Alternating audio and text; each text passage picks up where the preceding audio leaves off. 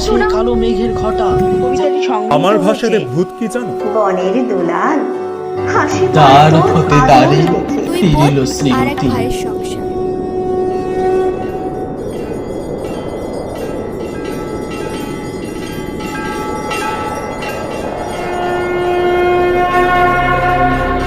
Maheshwari audio vibes.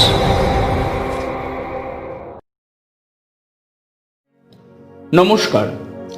Bangla সাহিত্যের বর্তমান যুগের অন্যতম স্বনামধন্যা লেখিকা জয়িতা সেনগুপ্তর বড় গল্প প্লট নিয়ে আবার আপনাদের সামনে এসে হাজির হয়েছে মাহেশ্বরী অডিও ভাইবস।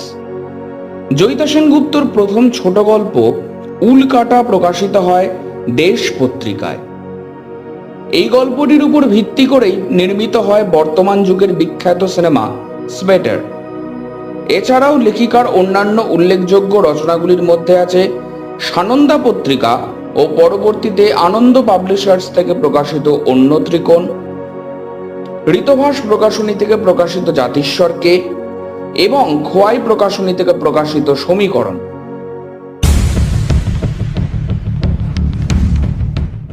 শুরু হতে চলেছে আজকের গল্প প্লট।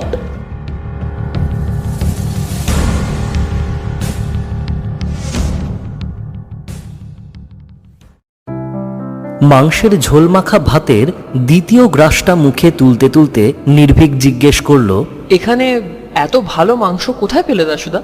সামনে দাঁড়িয়ে থাকা দাশুদা ওরফে দাশরথীর মুখে ফুটে উঠেছে বিনয় মিশ্রিত আহ্লাদের হাসি। সে হাত কচলে জবাব দিল, আগে পাশের গ্রামে প্রতি রবিবার হাট বসে।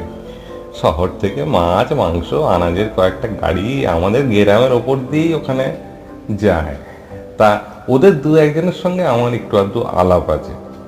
কাল রাত্রে দাদাবাবু আপনার আসার কথা ফোনে জানানোর পরে আজ সকালে যখন বাজারে বেরিয়েছিলাম তাদেরই একজনের সঙ্গে দেখা হয়ে গেল। তা ওর থেকেই খানিকটা। রান্না কি তুমি করেছো? আগে নির্ভীক চমকিত হলো। রান্না নিয়ে সামান্য বাদবিচার থাকার দরুন নিজের সঙ্গে কিছু বিস্কিট আর শুকনো মিষ্টি নিয়ে এসেছিল সে। ভেবেছিল আজ রাতটুকু ওই দিয়েই চালিয়ে কাল সকালের কথা সকালে উঠেই ভাববে। কিন্তু রাতেই যে দাশুদার হাতের এমন উপাদেয় পাঁঠার মাংসের ঝোল আর ভাত মিলবে তা সত্যিই তার কল্পনাতীত ছিল। তাই আর কোনো প্রশ্ন না করে এবার পুরোপুরি খাওয়ায় মনোনিবেশ করল নির্ভীক। পরম তৃপ্তি সহকারে চিবোতে লাগলো মেটের টুকরো। কিশোর সাহিত্যের ইতিহাসে নির্ভীক রায় একজন উজ্জ্বল নক্ষত্র। যদিও মূলত ভৌতিক গল্পের এলাকাতেই তার যাতায়াত, তাও খুব অল্প সময়ের মধ্যেই সেখানকার একজন অপ্রতিরোধ্য পথচারী হয়ে উঠেছে সে। পেশায় ইন্স্যুরেন্স এজেন্ট হলেও লেখালেখির সূত্রে প্রায়শই তাকে নানান সাহিত্য সভায় অংশগ্রহণ করতে হয়। আর এমনই এক গল্প পাঠের আসরে গতকাল দেখা তন্ময়ের সঙ্গে। তন্ময় নির্ভীকের স্কুলের সহপাঠী। বর্তমানে একটা প্রাইভেট ফার্মে ছোটোখাটো চাকরি করে। বিয়ে থা করেনি, একমাত্র শখ লিটল ম্যাগাজিন সম্পাদনা করা। গত বছর পর্যন্ত অন্য একজনের সম্পাদিত একটি লিটল ম্যাগাজিনের কার্যনির্বাহী কমিটির সদস্যপদ অলঙ্কৃত করেছিল সে। কিন্তু এই বছর থেকে আরও কয়েকজন সাহিত্যানুরাগীকে সঙ্গে নিয়ে নিজেই একটা লিটল ম্যাগাজিন চালু করতে চলেছে, যার প্রথম সংখ্যাটা হবে শিশু কিশোরোপযোগী ভূত সংখ্যা। ফলে গল্প পাঠের আসরে নির্ভীকের সঙ্গে দেখা হওয়া মাত্রই তন্ময় তার থেকে চেয়ে বসেছিল একটা গল্প বা উপন্যাস। নির্ভীক সরাসরি ফেরায়নি বন্ধুকে, শুধু বলেছিল সম্প্রতি একটা বড়সড় ভৌতিক উপন্যাস শেষ করার দরুন তার মাথা একদম ফাঁকা। তখন তন্ময়ই উপায় বাতলেছিল, বলেছিল, আমার মামার বাড়ি কদমডাঙ্গাতে, চলে যা। জায়গাটা এখনো প্রায় অজপাড়াগা। উপরন্তু বাড়িটাও প্রায় 100 বছরের পুরনো। তোর অভিজ্ঞ চোখ দেখবি ফাঁক করে কোনো না কোনো প্লট ঠিক পেয়ে যাবি। দিন কতক থেকে আয় বরং ওখান থেকে। কিরে, পারবি যেতে? পরামর্শটা নির্ভীকের মন্দ লাগেনি। দিন সাথে কর্মবিরতি নিলে অসুবিধে নেই।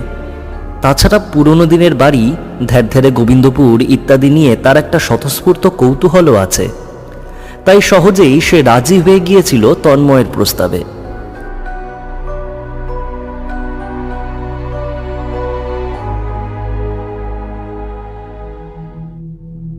কদমডাঙ্গার এই প্রাসাদোপম বাড়িটা তন্ময়ের প্রপিতামহের তৈরি। তিনি ছিলেন ওই গ্রামের অন্যতম বিত্তশালীদের মধ্যে একজন। তন্ময়ের দাদু তার একমাত্র সন্তান। গ্রামের স্কুল থেকে কোনো মতে ম্যাট্রিক পাশ করে উচ্চশিক্ষার জন্য কলকাতায় চলে যাওয়ার পর আর কখনো পাকাপাকিভাবে গ্রামে ফিরে আসেননি। লেখাপড়া শেষ করে ওখানেই আরম্ভ করে দিয়েছিলেন স্বাধীন ব্যবসা। অবশ্য মা বাবা এখান থেকে পুরোপুরি কলকাতায় থিতু হতে না চাওয়ায় দু জায়গাতেই তাঁর যাতায়াত ছিল নিয়মিত। তন্ময়ের দাদু দিদিমার দুই ছেলে মেয়ে, তন্ময়ের মা আর মামা। মামা বড়, মা ছোট। তারাও কেউ দেশের বাড়িতে থাকেনি, কিন্তু বছরে বার দুয়েক, বিশেষত পুজোর সময় আর গরমকালে সদল বলে এখানে এসে দিন কয়েক কাটিয়ে যেত। একদম ছেলেবেলায় তন্ময়ও বেশ কয়েকবার এসেছে মা বাবা মামা মামির সঙ্গে, কিন্তু মামা মামি হঠাৎ দুর্ঘটনায় মারা যাওয়ার পর তাদের এখানে আসা প্রায় বন্ধই হয়ে গেছে। সে প্রায় বছর 25 আগেকার কথা। আজকাল তন্ময়ই বছরে একবার করে বন্ধু বান্ধব নিয়ে ঘুরে যায় মামার বাড়ি থেকে। মামার বাড়ি বলতে যদিও জরাজীর্ণ বাড়িটা ছাড়া আর কিছুই এখন অবশিষ্ট নেই। বাগানটাও প্রায় জঙ্গল হয়ে গেছে। অত কিছু একা হাতে তত্ত্বাবধান করা দাশরথীর পক্ষে অসম্ভব। সে তন্ময়ের ঠাকুরদার আমলের লোক। ছোট থেকে এই বাড়িতে মানুষ হয়েছে। বাড়িটা তার কাছে নিজের প্রাণ তুল্য। তাই হেন প্রাণসম অট্টালিকার দেখভাল যথাসম্ভব ত্রুটিমুক্তভাবেই করার চেষ্টা করে সে। বিনিময়ে তন্ময়রা প্রতি মাসে তাঁর খোরাকি এবং মাইনে বাবদ কিছু টাকা কলকাতা থেকে পাঠিয়ে দেয়। তাছাড়া তন্ময় তাকে একটা মোবাইলও কিনে দিয়েছে, যোগাযোগ রাখার সুবিধে। গ্রামের পাবলিক বুথটা বিশেষ ভরসাযোগ্য নয়। দাশরথী যদিও শুরুতে নিতে রাজি হয়নি, অনেক ওজোর আপত্তি দেখিয়েছিল, কিন্তু পরে দাদাবাবুর জোরাজুরিতে শুধু যে নিতে রাজি হয়েছে তাই নয়, এখন দিব্যি ব্যবহারও করতে পারে। ফোনের রিচার্জটা যদিও তন্ময় করে দেয় কলকাতা থেকে। গতকালও নির্ভীক রাজি হওয়ার পর বাড়ি ফিরেই ফোনে দাশুদাকে সব জানিয়ে রেখেছিল তন্ময়। বলেছিল তার এই বন্ধু একজন বিশিষ্ট লেখক। উপরন্ত কাজের চাপে সে সঙ্গে আসতে পারছে না, সুতরাং তার যত্নআত্তিতে যেন কোনো খামতি না থাকে। এটা তন্ময়ের মান সম্মানের প্রশ্ন। দাশরথী যে নিজের দাদাবাবুর নির্দেশ অক্ষরে অক্ষরে পালন করছে তার প্রমাণ রাত 10টায় মুখের সামনে পাওয়া এই মাংসের ঝোল ভাত। নির্ভীক মনে মনে স্বীকার না করে পারল না, দাশরথীর সুদক্ষ তত্ত্বাবধানের দৌলতেই এই বাড়িটা এখনো মানুষের বাসযোগ্য রয়েছে। না হলে কবেই বাদুর চামচিকেদের আড্ডাখানা হয়ে যেত। পাশাপাশি এটাও মনে হলো এখানে দিন কত কাটাতে পারলে মন মেজাজ খোলতাই হয়ে যাবে। সেই মতাবস্থা চমকপ্রদ একটা প্লট পেয়ে যাওয়া কিছুই অস্বাভাবিক নয়। কাজেই তন্ময়ের পরামর্শটা গ্রহণ করে সে যে যথেষ্ট বিচক্ষণতার পরিচয় দিয়েছে তাতে কোনো সন্দেহ নেই।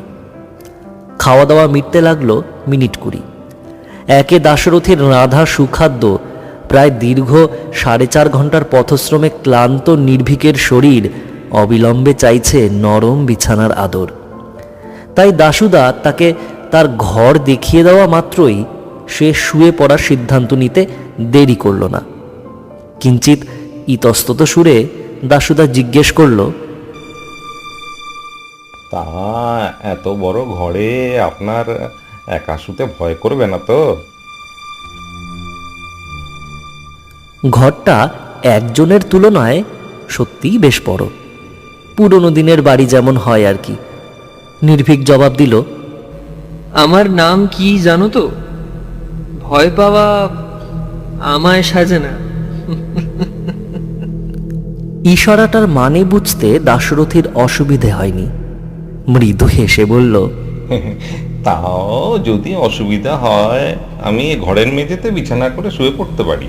কোনো অসুবিধা হবে না। দাশুদাকে আশ্বস্ত করল নির্ভীক। তুমি নিশ্চিন্তে গিয়ে নিজের ঘরে শুয়ে পড়তে পারো, কোনো দরকার পড়লে তোমায় ডাকবো। দাশরথী আর কথা বাড়ালো না, কিন্তু দুশ্চিন্তার ছাপটা তার মুখে লেগেই রইল।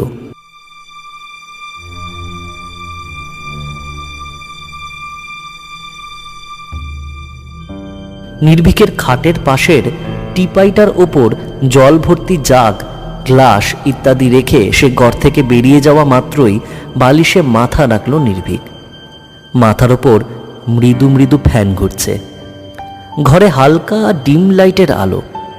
নির্ভীক অনুভব করল ঘুমে দু চোখ জুড়িয়ে আসছে ধীরে ধীরে। ঘুমটা ভেঙে গেল মাঝরাত্রে।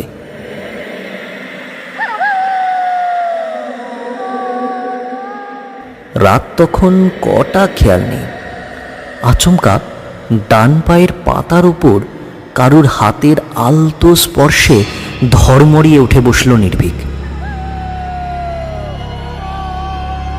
পাশে রাখা মোবাইলের টর্চটা জেলে পায়ের কাছে ফেলে দেখল সেখানে জমাট বাঁধা অন্ধকার ছাড়া কিচ্ছু চোখে পড়ছে না। তবে কি নিজেরই মনের ভুল?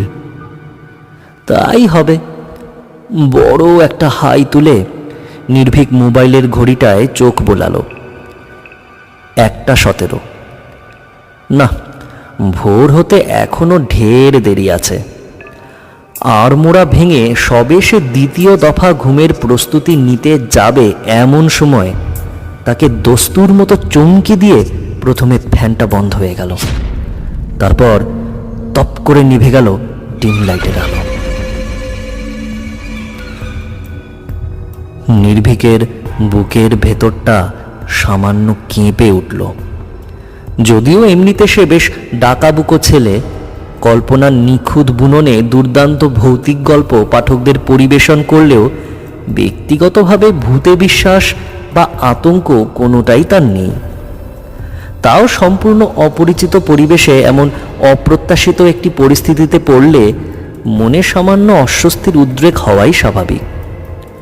অবশ্য এই অজপাড়া গায়ে যখন তখন লোডশেডিং হওয়াটাও কিছু অস্বাভাবিক নয়। সম্ভবত সেই কারণেই দাশুদা জলটলের পাশে খানকতেক মোমবাতি আর এক বাক্স দেশলাইও রেখে গেছে। একটা মোমবাতি জ্বালিয়ে জলের জাগের পাশে রাখল নির্ভীক। তারপর গ্লাস থেকে দু চুমুক জল খেয়ে ফের শুয়ে পড়ল গলা অবধি চাদরটা টেনে। জলের জাগে মোমবাতির ছায়া পড়েছে। হলুদ শিখাটা কাঁপছে তিরতির করে। ফ্যান বন্ধ বলে শোয়ার সময় মোটা চাদরটা পাশে সরিয়ে পাতলা চাদরটা গায়ে টেনে নিয়েছিল নির্ভীক। আরামও লাগছিল খুব। জাগে জল আগুনের প্রতিবিম্বীয় খেলা দেখতে দেখতে সবে চোখ দুটো বুজে ফেলতে যাবে এমন সময় পায়ের উপর গরম নিঃশ্বাসের স্পর্শে মুহূর্তে চোখ থেকে ঘুম ছুটে গেল তার। এবার বাঁ পা। নির্ভীক আর ব্যাপারটাকে মনের ভুল ভাবতে পারল না। ভয় ঠিক করছে না বটে, তবে সন্দেহ একটা হচ্ছে। সেটা নিরসন করার উদ্দেশ্যে সুখসজ্জা ত্যাগ করে ঘরের বন্ধ দরজার দিকে এগোতেই তার শির দাঁড়া দিয়ে বয়ে গেল ভয়ের ঠান্ডা স্রোত। দরজার সামনে দাঁড়িয়ে ও কার ছায়ামূর্তি? ও কি নিছক ছায়া নাকি কায়াও? নির্ভীক অনুভব করল তার গলা শুকিয়ে গেছে। ঢোক গিলে আর চোখে একবার জলের গ্লাসটা দেখে নিয়ে সামান্য গলা খাঁকড়ি দিয়ে সে জিজ্ঞেস করল, কে কে আপনি? নারী কণ্ঠে জবাব এলো, জল খাবো। ছায়ামূর্তি তার মানে স্ত্রীলোক। নির্ভীকের একটু অবাক লাগলো। তন্ময়ের কাছে সে যদ্দূর শুনেছে এ বাড়িতে দাশুদা ছাড়া আর কেউ থাকে না, এবং দাশুদা অকৃতদার। তাহলে এই ভদ্রমহিলা কে? আর সর্বোপরি ইনি এই ঘরে ঢুকলেন কিভাবে? দরজা তো ভেতর থেকে বন্ধ ছিল। তবে কি ছিটকিনিটায় কোনো সমস্যা আছে নাকি? নির্ভীক ফের জিজ্ঞেস করল। আপনি কে বলুন তো? আমার ঘরেই বা ঢুকলেন কিভাবে? নিজের বুকে হাত রেখে ছায়ামূর্তি জবাব দিল। বড় তেষ্টা। এবার তার কণ্ঠস্বরে ফুটে উঠেছে তীব্র আকুতি। টিপাইয়ের ওপর রাখা গ্লাসটায় জল ভরে ছায়ামূর্তির দিকে বাড়িয়ে দিল নির্ভীক।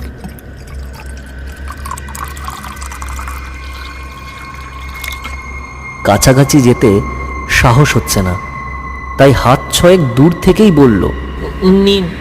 ছায়ামূর্তি গ্লাসের দিকে হাতও বাড়ালো না, উল্টে খসখসে গলায় বলে উঠল, ওতে হবে না। তাহলে আসুন আমার সঙ্গে, কোথায়? জলের কাছে আসুন। শেষ আসনটা কিঞ্চিত ধমকের সুরে বলে নির্ভীককে হাত ছানি দিয়ে ডাকলো ছায়ামূর্তি।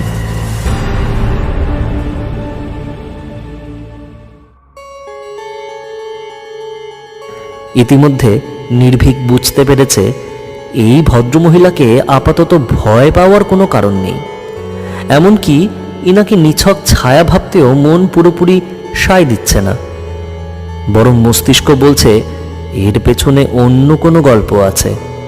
সম্ভবত এই মহিলার কায়ারূপটি আগে থেকেই এই ঘরে ঢুকে কোনো কোনায় ঘাপটি মেরেছিল।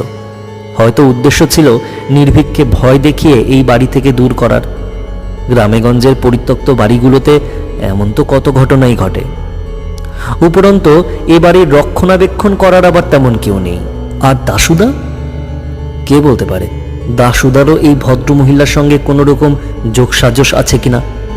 হয়তো এ বাড়ির কোথাও কোনো অসামাজিক কাজকর্ম চলছে, যেটাকে সকলের অগোচরে রাখার জন্য এই পুরো পরিকল্পনাটাই দাশুদারই মস্তিষ্ক প্রসূত।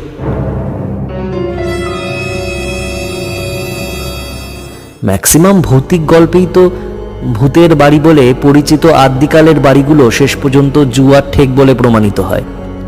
তাহলে বাস্তবে তেমনটা হতে বাধা কোথায়? সাহিত্য না সমাজের দর্পণ? কথাটা মাথায় আসতেই নির্ভীকের অপ্রস্তুত ভাব কিছুটা কেটে গেল। সে ঈষৎ ধমকের সুরে বলে উঠল, জলের কাছে মানে? এই তো দিচ্ছি জল, নিন। ওতে হবে না। কেন? ছায়ামূর্তি আর কোনো জবাব দিল না। নির্ভীক বেশ বুঝতে পারছে এই জল ব্যাপারটার মধ্যে কোনো একটা রহস্য লুকিয়ে আছে। সেটার সমাধান না হওয়া পর্যন্ত এই আপদের এখান থেকে বিদায় হওয়ার কোনো সম্ভাবনা নেই। এদিকে তার নিজের মাথায়ও রোখ চেপে গেছে, তাই ব্যাপারটার শেষ না দেখে ছাড়বে না এমনটাই মনস্থ করে সে ট্রাউজার্সের পকেটে মোবাইলটা ঢুকিয়ে বলল, বেশ, চলুন দেখি কোথায় আপনার।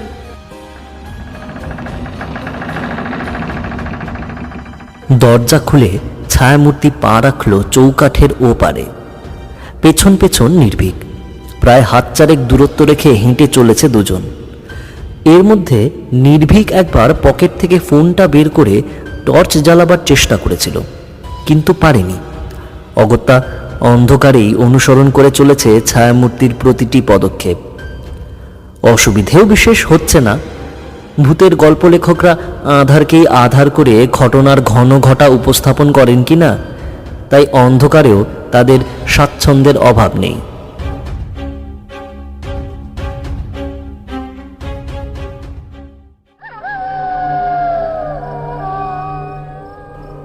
এইভাবে প্রায় মিনিট সাতেক চলার পর টানা বারান্দা পার হয়ে সিঁড়ি দিয়ে নেমে দালান পেরিয়ে তারা যেখানে পৌঁছলো সেটা উঠোন। উঠোনটা বিশাল। ছায়ামূর্তি এগিয়ে গেল তার পশ্চিম কোণে অবস্থিত পরিত্যক্ত কুয়োটার দিকে। তারপর হাত ছানি দিয়ে কাছে ডাকলো নির্ভীককে।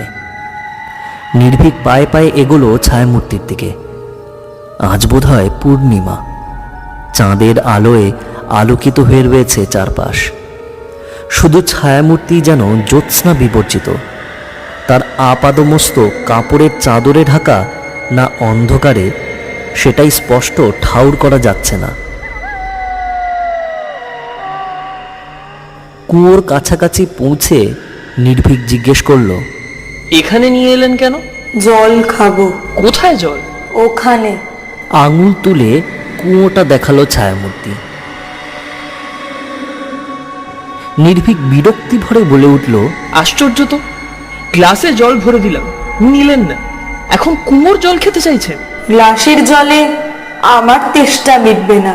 ও আচ্ছা, গ্লাসের জলে তেষ্টা মিটবে না, আর কুয়োর জলে মিটবে। তা কুয়োর জলটা খাবেন কি করে? আপনার পাশে রাখা বালতিটা ভরে কুয়ো থেকে আমায় এক বালতি জল তুলে দিন। নিষ্পন্দ স্বরে জবাব দিল ছায়ামূর্তি।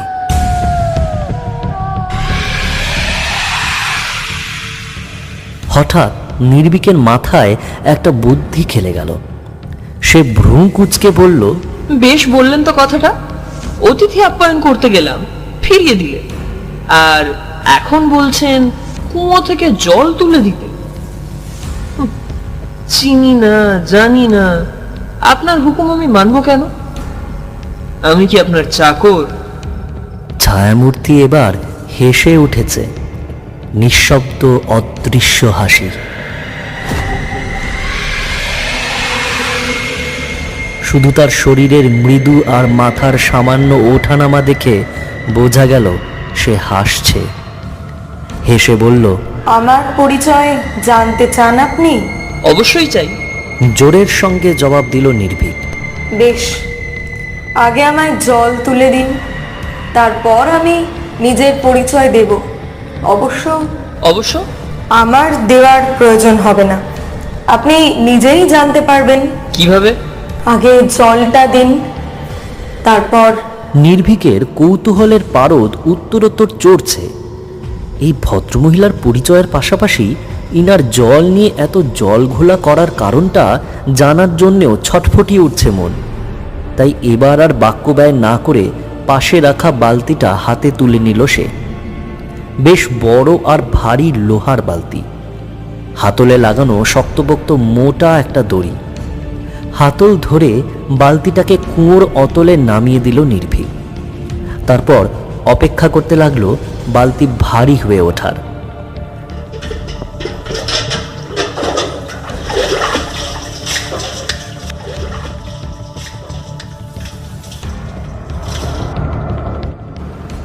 মাত্র কয়েক সেকেন্ডেরই অপেক্ষা, বালতি ভরে গেছে। দড়ি ধরে নির্ভীক সাবধানে বালতিটাকে তুলে আনলো ওপরে।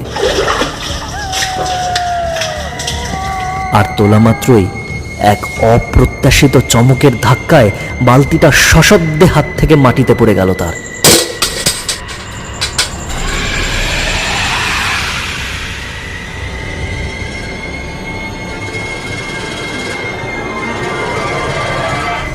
জল কোথায়? এ যে তাজা রক্ত। নির্ভীকের হাত থেকে বালতিটা পড়ে যাওয়া মাত্রই আর্তনাদ করে উঠছে ছায়ামূর্তি বিকট সুরে। ফেলে দিলি কেন শয়তান? বলতে বলতে ছুটে এসে এক ঝটকায় বালতিটা হাতে তুলে নিল সে। রক্ত বেশিরভাগটাই গড়িয়ে পড়েছিল উঠোনে।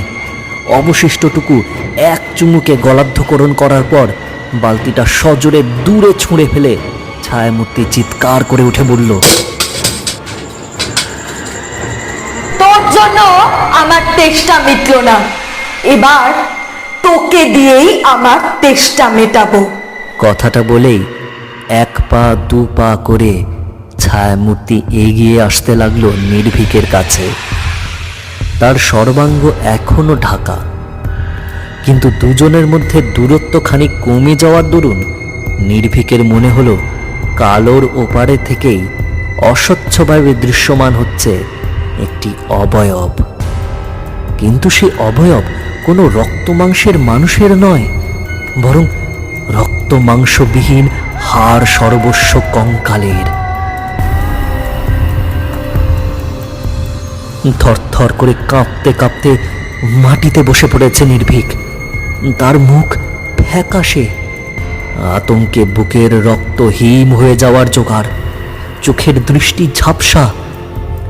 ওরই মধ্যে সে দেখতে পেল ছায়ামূর্তি নিজের লম্বা ডান হাতটা বাড়িয়ে দিয়েছে তার গলা লক্ষ্য করে। নির্ভীক পালিয়ে যাওয়ার চেষ্টা করলো, কিন্তু উঠে দাঁড়াতেই পারল না। বদলে ছায়ামূর্তি জোরসে টিপে ধরল তার গলা। নির্ভীকের দম বন্ধ হয়ে আসছে, জিভ বেরিয়ে গেছে, মনে হচ্ছে হৃৎপিণ্ডটাও ফেটে বেরিয়ে আসবে বুকের চামড়া ভেদ করে। গলার উপর ছায়ামূর্তির হাতের চাপ বৃদ্ধি পাচ্ছে ক্রমশ। একসময় তার কণ্ঠনালী ফুঁড়ে ফিনকি দিয়ে বেরিয়ে এলো তাজা রক্ত। ছায়ামূর্তির উল্লাস তখন দেখে কে? আঁজলা ভরে ঢক ঢক করে রক্ত খেতে আরম্ভ করল সে। নির্ভীকের আর সহ্য হলো না এই প্রাসবিক দৃশ্য। মুহূর্তে চোখের সামনে নেমে এলো অন্ধকারের পর্দা। জ্ঞান হারিয়ে মাটিতে লুটিয়ে পড়ার মুহূর্তে সে শুনতে পেল ছায়ামূর্তির অমানসিক অট্টহাসি আর আকাশ ফাটানো চিৎকার। কি শান্তি, কি শান্তি।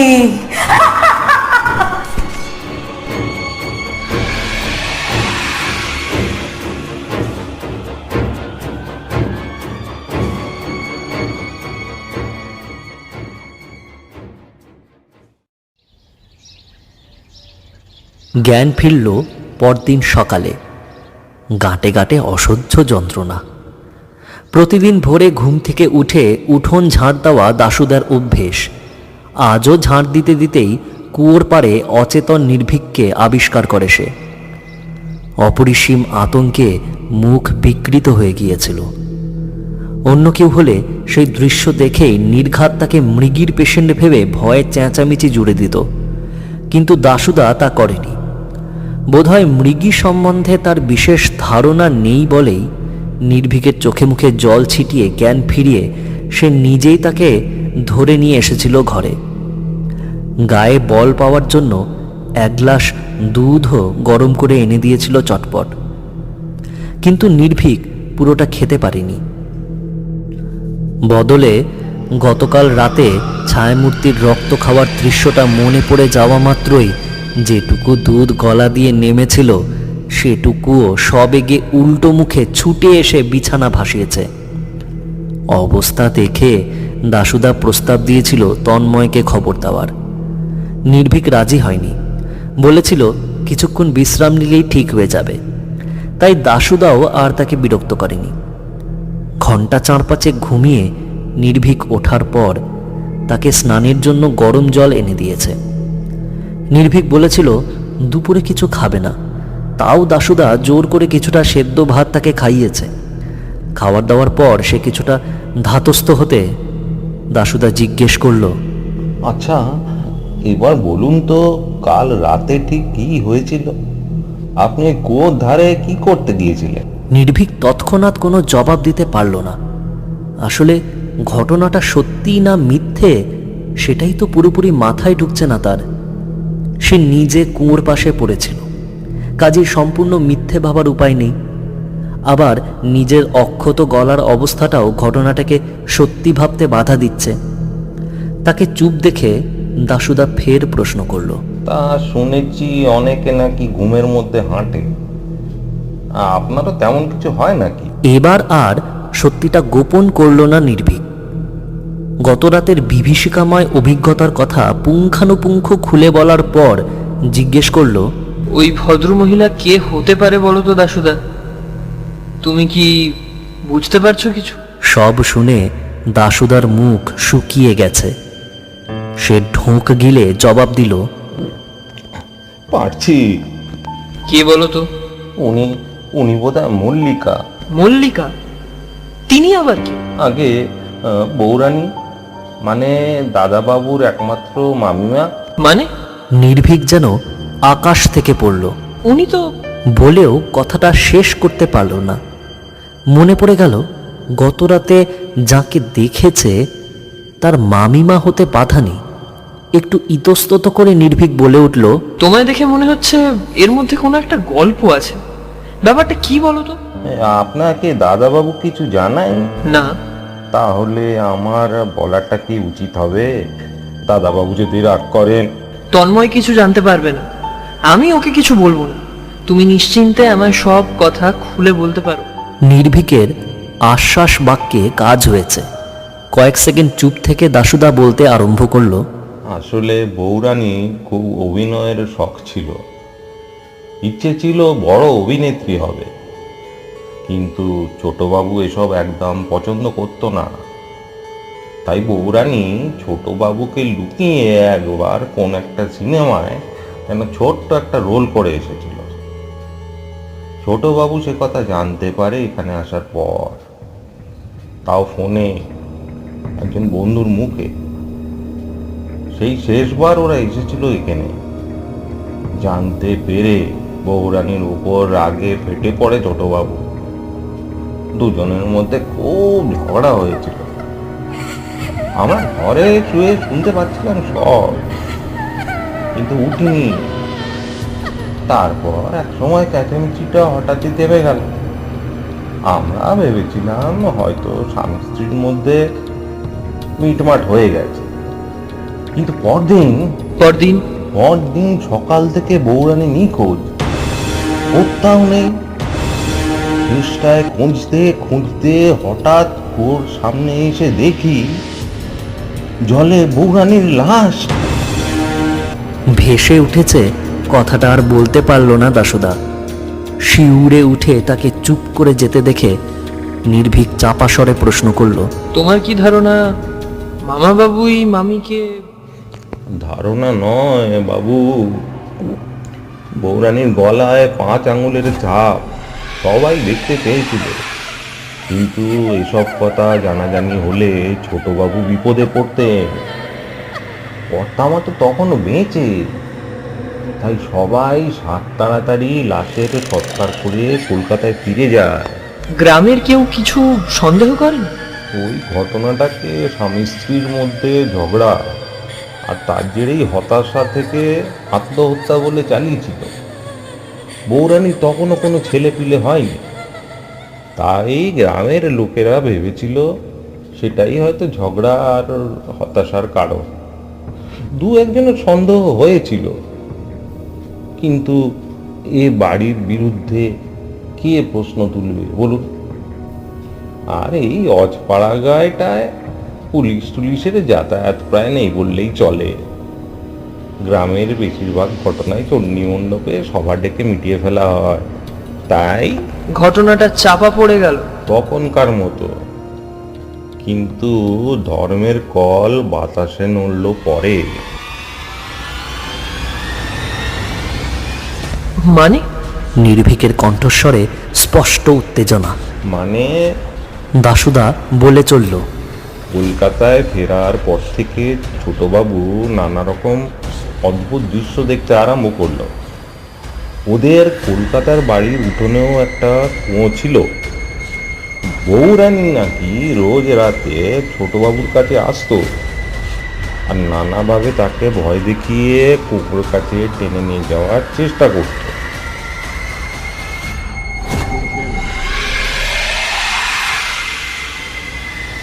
সকলে ছোটবাবুকে অনেক বুঝিয়েছিল যেটা তার মনের ভুল, কিন্তু ছোটবাবু তাদের কথা মানতে চায়নি। ডাক্তারও দেখানো হয়েছিল, কোনো লাভ হয়নি। শেষে অবস্থা এমন হয়েছিল যে রাত বাড়তে আরম্ভ করলেই ছোটবাবু সারা গায়ে চাদর মুড়ি দিয়ে পালঙ্কের তলায় বসে ঠকঠক করে কাঁপতো, আর আমি যাব না বলে গুঙিয়ে গুঙিয়ে কাঁদতো। তো তারপর একদিন ছোটবাবু এলো গ্রামে, আমাকে বৌরানীর ভয় দেখানোর কথাগুলো জানিয়ে বলল, বৌরানী নাকি বলেছে এখানকার বিশালাক্ষীর মন্দিরে তার আত্মার শান্তি কামনা করে ছোটবাবু নিজের হাতে একটা পুজো দিলে সে আত্মাকে বিরক্ত করবে না। তাই ছোটবাবু এসেছে পুজো দিতে। দেওয়া হয়েছিল সেই পুজো? ভণ্ডামি জেনেও প্রশ্নটা না করে পারল না নির্ভীক। কি করে হবে? আসার পরদিন ভোরবেলায় তো বৌরানীর মতো ছোটবাবুর লাশও ভেসে উঠল কুয়োর জলে। টলটলে জল, রক্তে লালে লাল, গলার নলি কাটা। এই মৃত্যুটা নিয়েও কোনো হইচই হয়নি? না, ছোটবাবুর ঘরে এক টুকরো কাগজে লেখা পাওয়া গিয়েছিল, আমার মৃত্যুর জন্য আমি ছাড়া কেউ দায়ী নয়। তাই দিদিমণিরা এসে তাড়াতাড়ি দাদাবাবুর লাশ শহরে নিয়ে চলে যায়। তারপরে কি হয়েছিল আমি জানি না। এই পর্যন্ত বলে একটা দীর্ঘশ্বাস ফেলে থামল দাশুদা। এক হতভাগিনীর নির্মম খুনের ততোধিক নির্মম প্রতিশোধের কাহিনী শুনতে শুনতে নির্ভীক অবাক হয়ে চেয়েছিল তার দিকে।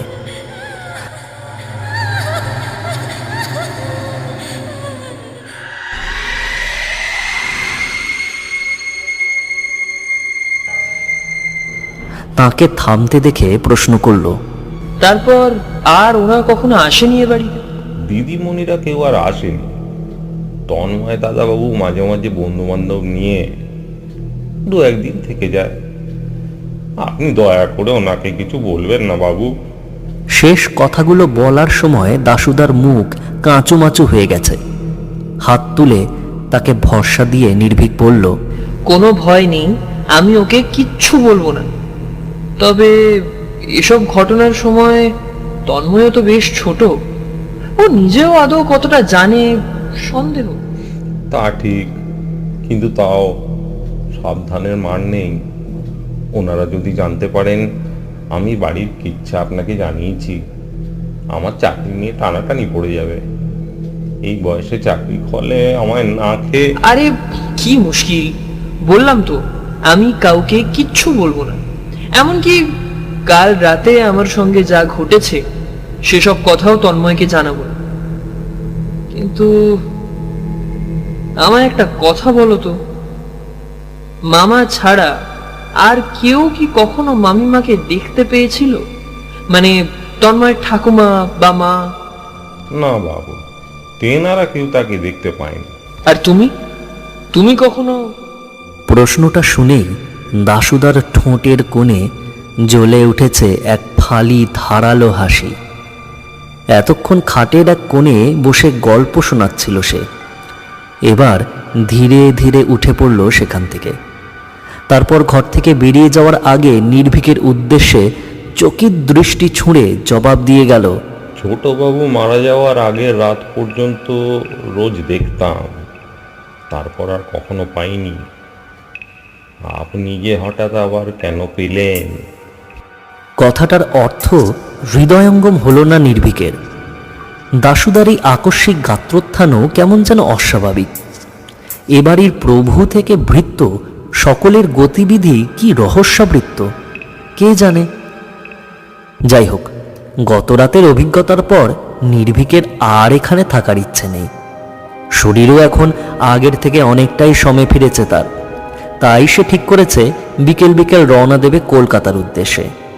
সেই মতো লাগেজ গুছিয়ে নিজের ডায়েরিটা হাতে নিয়ে বসল নির্ভীক। নিয়মিত ডায়েরি লেখা তার অভ্যেস। সেই মতো গত রাত থেকে আজ সকাল পর্যন্ত দেখা এবং শোনা ব্যাপারগুলো গুছিয়ে লিখে রাখার জন্য ডায়েরিটা খুলতেই চোখে পড়ল নির্দিষ্ট পৃষ্ঠায় গোটা গোটা হরফে লেখা রয়েছে, মাননীয় লেখক বাবু, কি প্লটটা পছন্দ তো? এবার গত রাতের নিজের অভিজ্ঞতা আর আজকের শোনা ঘটনাগুলো মিলিয়ে তনুর পত্রিকার জন্য জব্বর একখানা গল্প লিখে ফেলুন দেখি। সত্যি ভূতের গল্প, তবে নায়িকার চরিত্রটা কিন্তু মল্লিকাকেই দেওয়া যায়। বেঁচে থাকতে যা পাইনি, মরার পরেও যদি না পাই, তাহলে কিন্তু আপনার নতুন ভৌতিক গল্পের জন্য আমার অনেক শুভকামনা রইল। ইতি, তনুর মামিমাকে আপনিও মামিমা বলে ডাকতে পারেন। পুনশ্চ আপনাকে আরো 3টে ক্লু দিয়ে দিই। 1 নম্বর, দাশুদা কিন্তু দারুণ হাতের লেখা নকল করতে পারে। 2 নম্বর, দাশুদা আমায় প্রচন্ড স্নেহ করত। 3 নম্বর, তনুর মামাবাবু মারা যাওয়ার দিন দাশুদা নিজের খুঁড়ের বদলে পাড়ার নাপিতের কাছে দাড়ি কামিয়েছিল। এবার দেখি আপনার কত বুদ্ধি, এই ভৌতিক রহস্য গল্পের জটটা ছাড়াতে পারেন কিনা। না পারলে বুঝবো আপনি এমন উৎকৃষ্ট গল্পের প্লট পাওয়ার যোগ্যই নন। নিন, আপনার সময় শুরু এখন থেকে, আরম্ভ করে দিন লেখা। 1 2 3 স্টার্ট।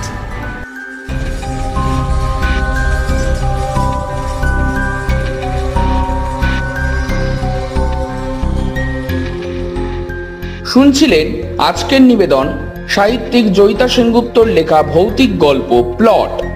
গল্প পাঠে অনুষ্টুপ ঘোষ, অন্যান্য চরিত্রে প্রদীপ্ত দে, জয়দীপ দত্ত ও প্রত্যুষা দে। গল্পের সূত্রধার আমি অনির্বাণ। Poster design Sounav Ghosh. ধ্বনি পরিকল্পনা, আবহ সঙ্গীত ও স্পেশাল এফেক্ট স্বপ্নীল ভট্টাচার্য। মূল ব্যবস্থাপনা সেবা আচার্য। পর্ব পরিচালনা মোনালি চ্যাটার্জি। মাহেশ্বরী প্রোডাকশনসের তরফ থেকে আন্তরিক ধন্যবাদ লেখিকা জয়িতা সেনগুপ্তকে এই বিশাল কর্মকাণ্ডে আমাদের পাশে থাকার জন্য। সবাই ভালো থাকুন, সুস্থ থাকুন আর শুনতে থাকুন মাহেশ্বরী অডিও ভাইবস। ধন্যবাদ।